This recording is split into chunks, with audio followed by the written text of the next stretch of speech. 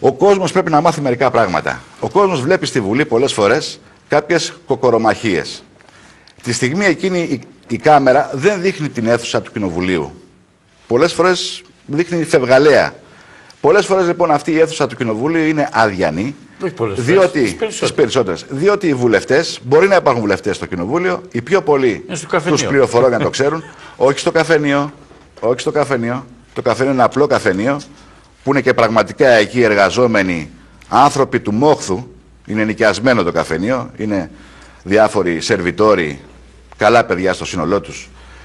Είναι στο εντευτήριο της Βουλής. Στο πολυτελές εντευτήριο της Βουλής, στους καναπέδες, με τα πουρα τα τεράστια, με τους υπολογιστές αναγμένους, στους οποίους υπολογιστές, σημειώστε, γιατί είναι αλήθεια, παίζουν μέχρι και φρουτάκια.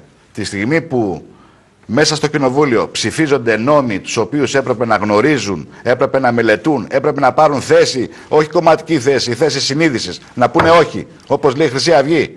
Αυτοί παίζουν φρουτάκια στους καναπέδες του Δευτηρίου.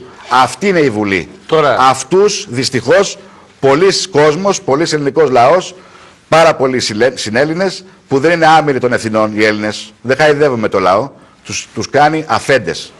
Από το λύκο δεν θα βρεις ελευθερία. Μην τους εμπιστεύεστε.